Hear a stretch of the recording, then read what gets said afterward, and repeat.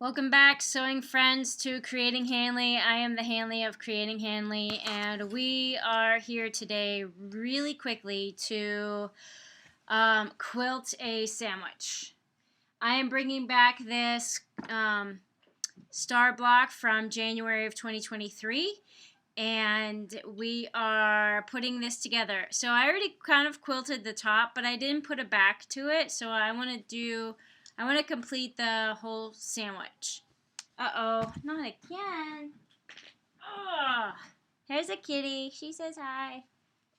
She's always, every time I get on camera, guys, every time I get on camera, if the cat is close by, she is right here. I don't know what it is, but anyway, I said this was going to be a quick video, so I want this to be a quick video. I don't really know. Is anybody else running into this issue? Like, she's barring up a storm right now. So, now I have this mink shawl. Anyway, I wanted to do this, this sandwich. So, oh my gosh. So just to reiterate again, this is not a very professional video. Hey you. Not a very professional video. Anyway, just to reiterate. So, we put this together in a previous video, okay? I already showed you how to make the strip set. I already showed you how to do the applique. Where is it? The applique. This is an applique. This is a strip set, and then you can see the stars in here, the stitch lines. I did quilt that, so I quilted the. I'll just show you here real quick. Hi, you are adorable. You're adorable. So you can see, like, I quilted it, but I only quilted the batting to the front. I didn't quilt the backing to the front, so I wanted to show you how we create that quilt sandwich just in like a super quick video.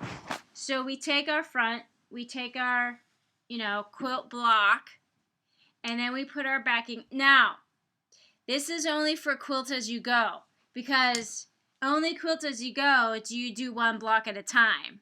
Or unless you do a placemat or a wall hanging or something very small. Because this is not something that you would do a whole quilt. So this is like a mini quilt. So pretend this was like a king-size quilt that you're going to put on your bed. And what you would do is you would finish the top, the quilt top. Some people call it a flimsy or a quilt top. That's just this part of it right here. And then you would put on the backing. And the backing would be, if it's in a quilt, it would be like 4 inches wider. Like maybe between 2 to 4 inches wider. Usually long armors say 4 inches wider than your entire quilt top. And then you put a backing on that. And that would be the same. That would be like an extra 4 inches per side. So like an extra 8 inches all the way around. I'm just using a white fabric today because I did use a white fabric before. Let me grab that one.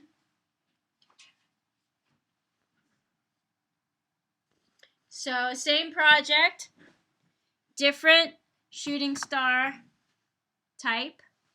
So I just used a different fabric, same applique method, same quilting on the top here. You can see I used the yellow thread as quilt stitching, and I did not make any fancy quilt pattern. I just followed the lines of whatever pattern was on here. So I just followed, this line and around the star, and that's all I did.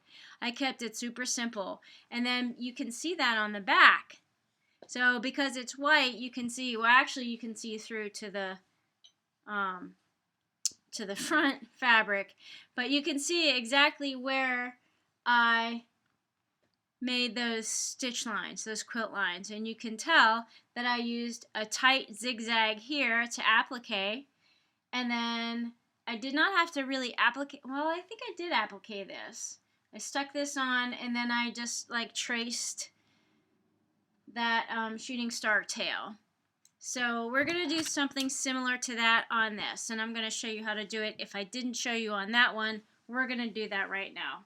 So I just have a couple of pins in here to hold the sandwich together, and you guys know what a sandwich is. It's 2 pieces of bread and meat in the middle, or something, peanut butter and jelly, or some kind of middle part, right? So the bread is the 2 cotton, the two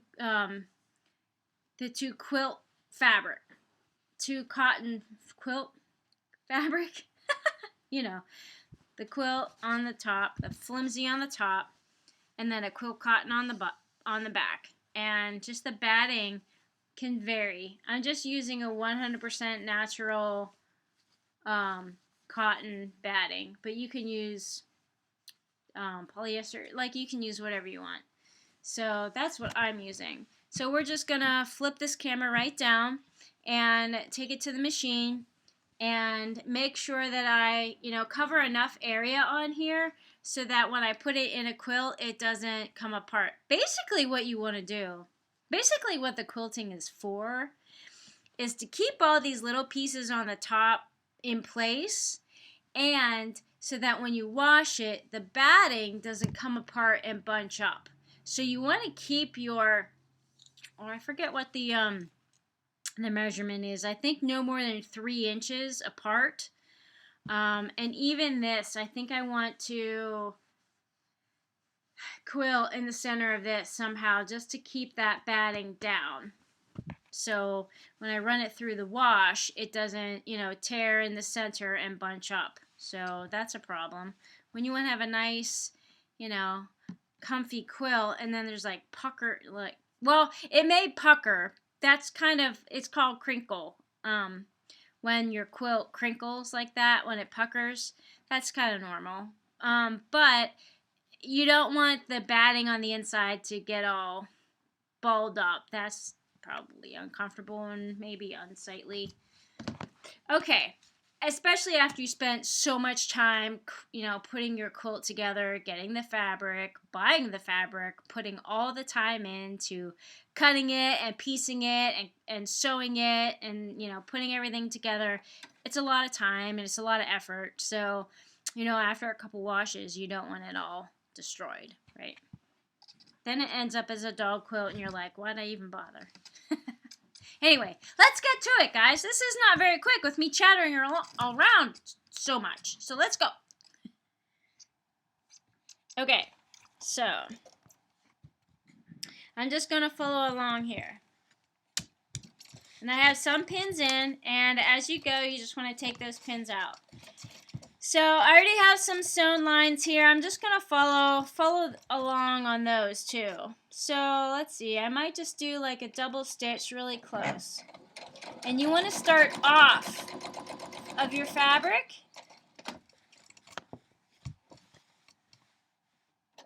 A couple more stitches. Okay. So what I mean by off is you want to start out here on the batting and then go in. And then you end off on the fabric too. So you start and end out here. Because this will get lost as we do our quilt along. Sorry, this is a quilt along. As we do our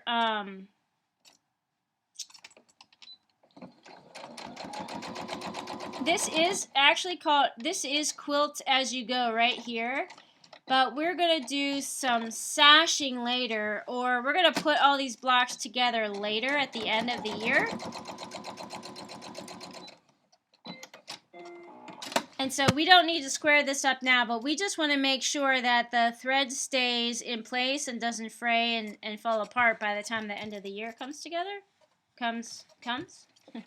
All right, I don't know what I'm talking about. I'm just going to start sewing, okay?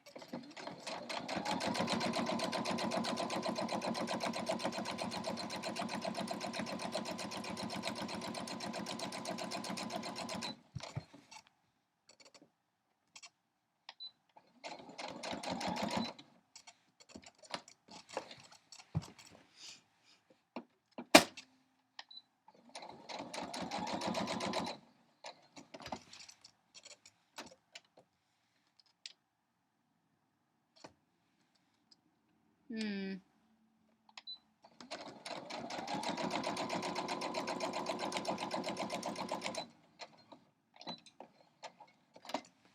this is going to look really wonky on the back. I am not following these lines correctly.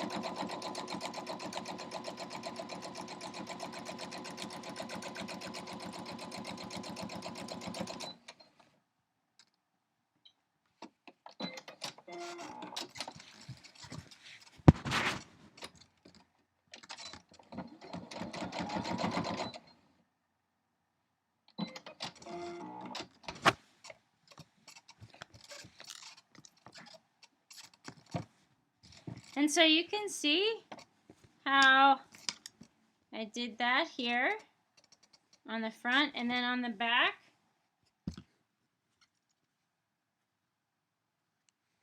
So I need to fill in more of that space.